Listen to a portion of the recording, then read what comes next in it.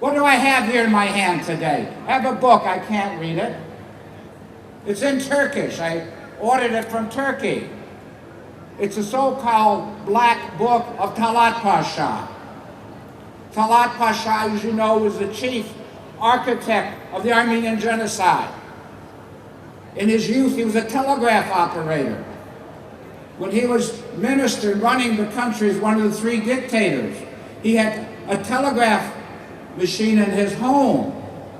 And he telegraphed his agents all over the Ottoman Empire, and he kept a record of the number of Armenians who were driven from their homes into exile and to death. This is the record of Talat Pasha himself. It's in his own handwriting. Now I have another book. This is the official record of the trial which the Turks themselves held, and the perpetrators of the Armenian genocide were found guilty by the Turkish government at that time. Are you aware of a village in eastern Turkey that still has Armenians thriving and living there? I've heard of such villages, I've never visited them, but there are only very few who retain their religion as well as their language and tradition. And they have to be villages in very isolated places to get away with it, because there's great pressure in Turkey against it. Do you think many Armenians or Armenian Americans are aware of this village? I don't think so. I think we don't know enough about what's going on over there.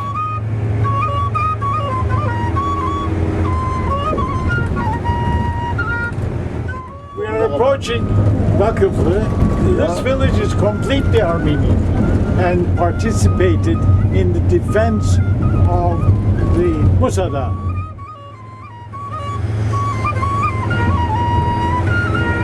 Yeah, I'm 100% Armenian. Yeah, I'm from Istanbul. Yes.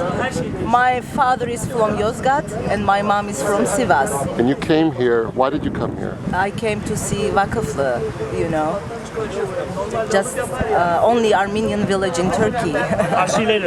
Okay. And how did you find out about it? Yeah, I was watching Turkish soap opera a year and a half ago, and they were talking about this village. So I was curious, and I googled it, and I found out. What is your name? Zuhal. Zuhal. Yeah. And you are not Armenian, No, I'm not. but you came to this village. Why did you come here? To see what's going on, to see the festival. And what do you know about this village? Many things. Give me one. This is the only Armenian village in Turkey. And you have organic agriculture here. Yes. Say what? Ask me. Okay, what else do you have here? What else? I mean, the people here, and There are they're generations of people. They've been here for... people. No, they have immigrated. They live in Antakya. You have very few people here. Very few people here, yes. 20 houses, I think. Yes, that's The right. rest live here in Antakya or in other places. And Istanbul? In Istanbul, A lot, I have yes. many friends in Istanbul who are Armenian. What is your name? Sima Tümkaya. Now, you're Armenian. Of course I am Armenian. I look like different. I look like Russian. No, you look Armenian. Now, you live here in this village. I born here, but I'm live California now. Oh, you were born here. Yeah. How many, where was your mother and father born?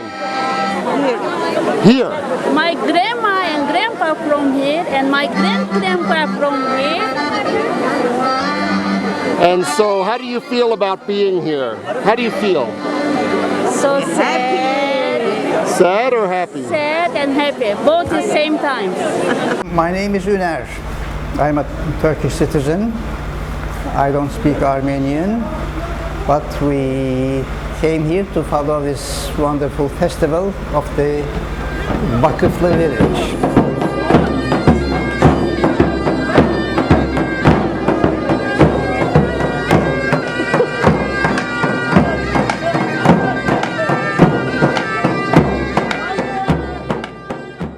At the beginning of the 20th century.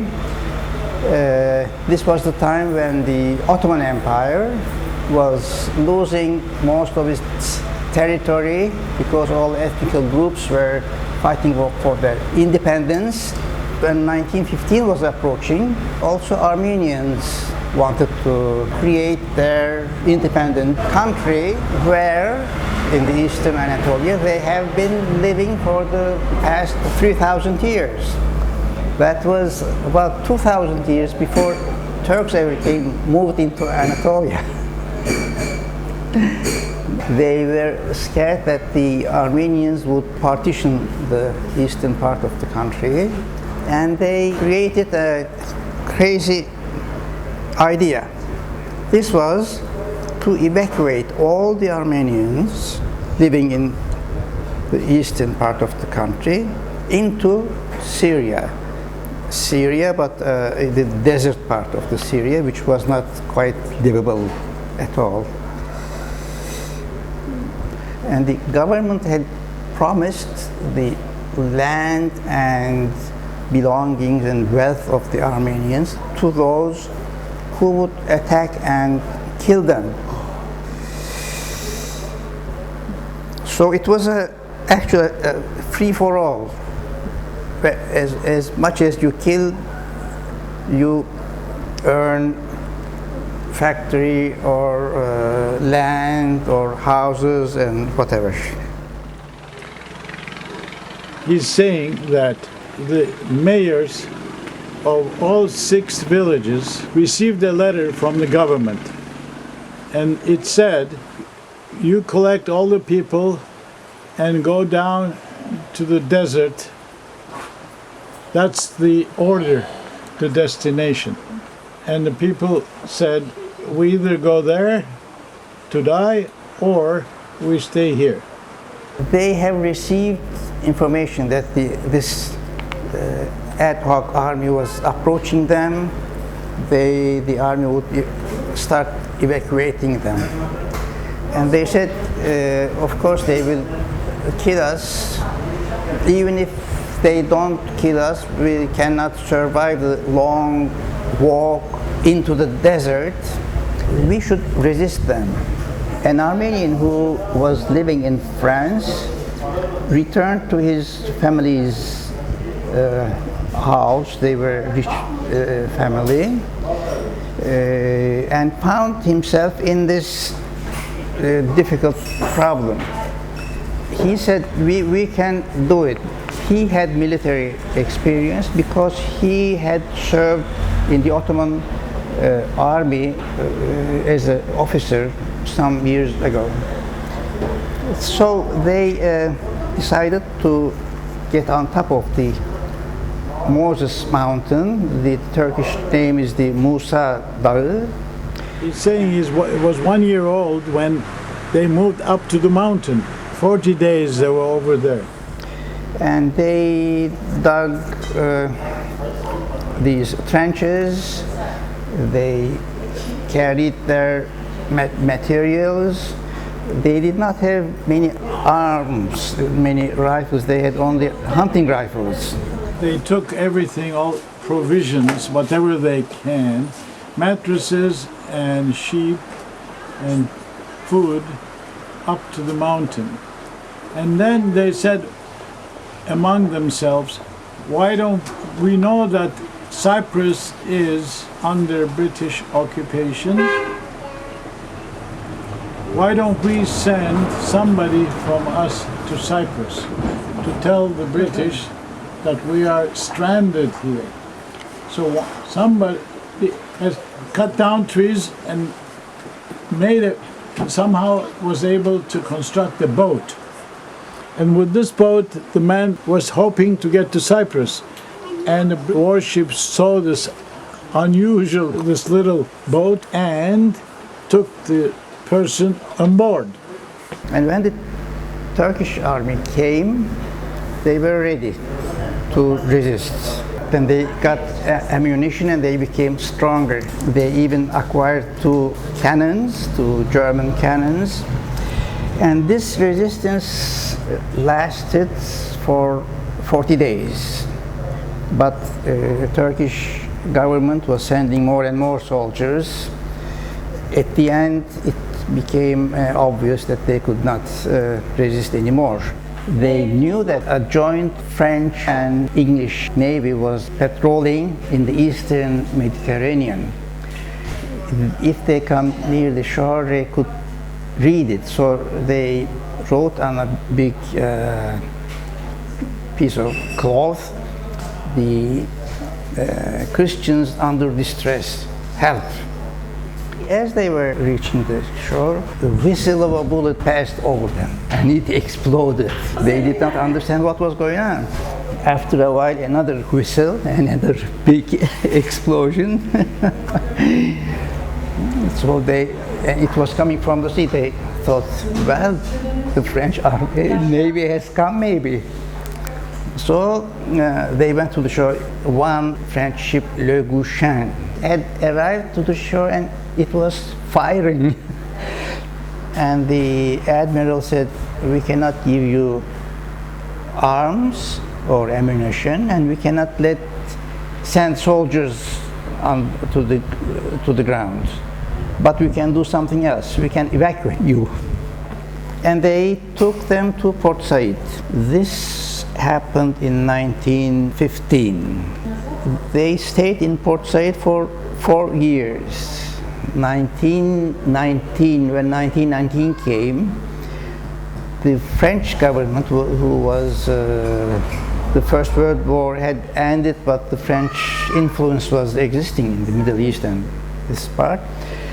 They created the independent Republic of Hatay. Hatay is the name of this greater area. And the Armenians were very much pleased. They said, we'll go back, and they did.